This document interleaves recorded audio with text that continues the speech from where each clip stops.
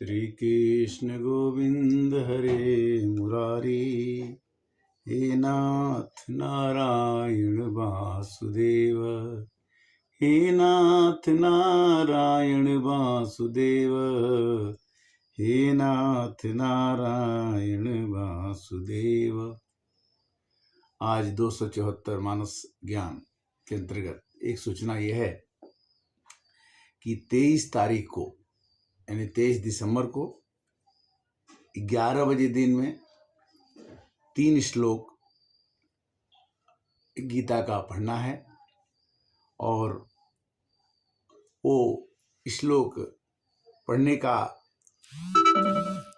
आशीर्वाद मिला है गीता मनीषी श्री ज्ञानानंद जी महाराज के द्वारा। कुरुक्षेत्र में इनका आश्रम है और ये विश्व शांति सद्भाव हो, सर्वत्र सुख समृद्धि हो, पर्यावरण शुद्ध एवं राष्ट्र गौरव वृद्धि के लिए समर्पित जियो गीता के अंतर्गत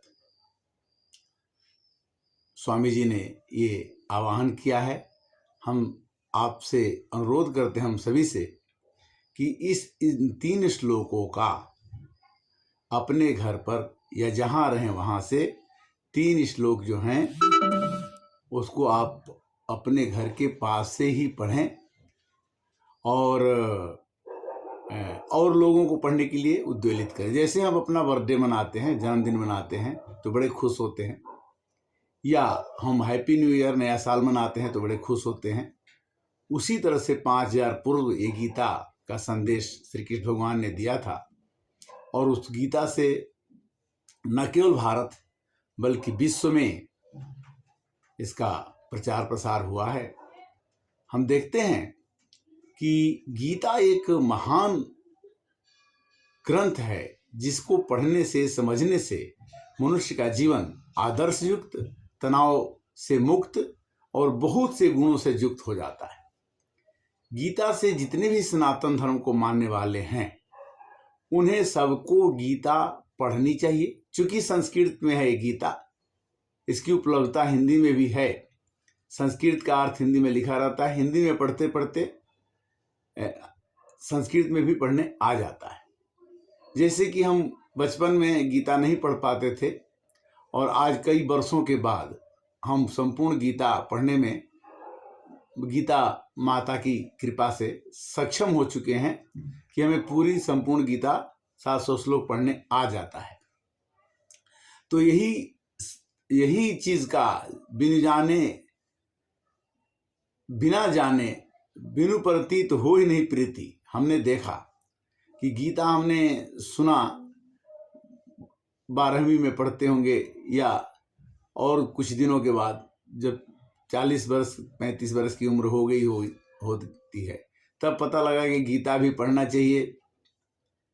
पहले तो मैंने गीता को संस्कृत में देखा तो हमने कहा कि इसको हम पढ़ नहीं पाएंगे, बड़ा कष्ट हुआ। किंतु देखा कि गीता का अर्थ हिंदी में लिखा था, फिर हिंदी में पढ़ना शुरू किया तो हिंदी बिल्कुल समझ में नहीं आती थी कि उसका अर्थ क्या हुआ। क्योंकि गीता इतना आसान तो है, किंतु जब तक किसी गुरु के सानिध्य, किसी के सानिध्य जो जानता है उससे ना पूछा जाए तो शायद गीता समझ में ना आए। क्योंकि गीता भगवान श्री कृष्ण की वाणी है और भगवान की वाणी को समझने के लिए निर्मल मन जन सो मोहि पावा, मोहि कपट छल छिद्र न भावा। भगवान के असीम अनुकंपा से हमको भगवान के नाम के प्रचार करने का गुरु जी की कृपा से, ज्ञानानंद जी की कृपा से, किसी न किसी सज्जन की कृपा होती है तभी हम आगे बढ़ पाते हैं। किसी न किसी गुरु की कृपा होती है तभी हम आगे बढ़ पाते हैं।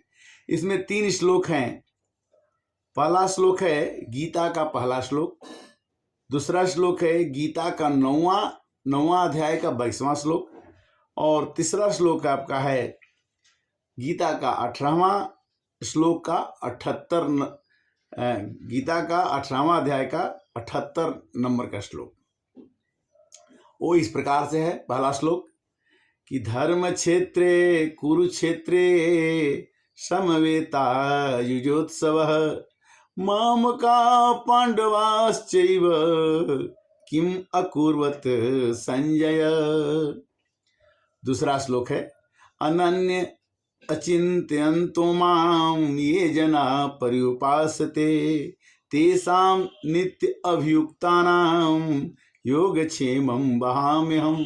तीसरा श्लोक है, यत्र योगीश्वरः कृष्णो यत्र पार्थो धनुर्धर तत्र श्री विजयो भूति ध्रुवा नितिर्मतिर्मम।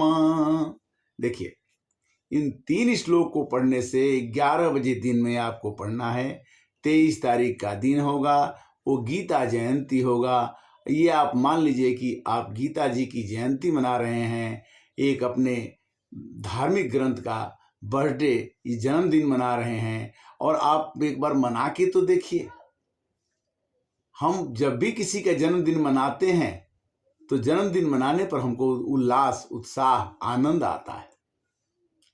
गीता, श्री ज्ञानानंद जी महाराज गुरुदेव ने कहा है कि जियो गीता, गीता के साथ जीना सीख जाइए तो आदमी का जीवन बहुत ही सरल, शांतिपूर्ण, सौहार्दपूर्ण, सुखपूर्ण और वो देश के लिए बहुत कुछ दे सकता। गीता त्यागी, गीता हमको त्याग सिखाती है, गीता हमको कर्म करने की विधि सिखाती है, गीता हमको भक्ति सिखाती है, ज्ञान योग, कर्म योग, बुद्धि योग, जितने भी योग हैं गीता हर एक धर्म के लोग पढ़ सकते हैं।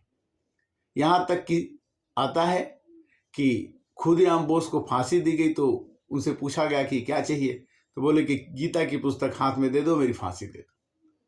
तो गीता की पुस्तक लेने से हमको कष्ट नहीं होगा कि मैं क्यों मर रहा हूं।